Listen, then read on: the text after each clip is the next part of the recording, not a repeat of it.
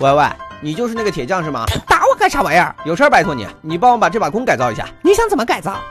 给我来个3重射击，然后附带火箭腰带，最好再来一个流光陨星效果。拿去，改好了，记得给钱。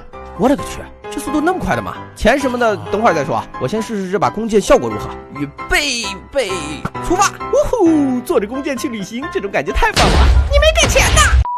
今天的我叫小帅阳，隔壁的小月像蟑螂。好的，各位小伙伴们，大家好，欢迎收看本期的阿阳梦的百宝箱，第好几百期。今天不跟大家卖关子了，直接开门见山的讲，今天这款模组叫做更多的弓。你别问我为什么又是弓，关于弓的模组不是介绍过很多了吗？无非就是打打雷、放放火，有什么稀奇的？哎呀，这话不对，我们不能用这种眼光去看待 MC 这款游戏的周边产品。只要作者的脑袋足够有创意，什么东西都有可能在 MC 里面出现的。这款模组作者特地添加了一些各种各样材质制成的弓和弓箭，不过它们都是很普通的弓，除了颜色和材质之外基本上跟普通的弓没有任何区别。要说特殊之处，就是当我们拿着这些弓的时候通过按 B 键就能打开这些弓箭的附魔槽了。什么附魔槽又是什么新概念？说白了就是你可以把一些特殊效果的宝石给镶嵌到这些凹槽里面，赋予弓箭特殊的能力。能够附魔的能力有许多，比如这个叫做桥梁的升级部件，它的效果竟然可以在箭矢飞行的轨迹中自动生成桥梁，感觉很厉害啊！装备上之后，我们赶紧来试一试。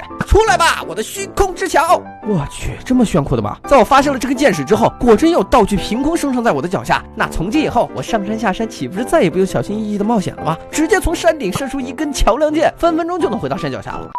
并且这款模组远没有你想象中那么简单。注意，这时候我把一个双重剑的升级部件给镶嵌到这个武器上面，你猜接下来会发生什么呢？哈哈，没错，同时延伸出去的台阶变成了2道轨迹。我就问你强不强？简直无敌了，有没有？当然了，你要是可以收集到足够的材料的话呢，你甚至可以把这个3重箭矢给制造出来，替换掉我们的2重箭矢，然后向天空发射，一座人造彩虹就这么出现了。哇，这是什么魔法般的力量啊！太神奇了！除了制造台阶，模组中还有一些其他的好玩道具，什么凭空掉落陨石啊，什么御剑飞行啊，闪电加冰块啊，只要你能收集到足够的合成材料，想怎么整就怎么整。好了，各位小伙伴，本期阿阳梦的百宝箱到这里也就结束了。天色不早，我要回家吃饭了。觉得本期视频不错的话，可以给我点个关注，点个赞吗？我们下期再见喽，拜拜。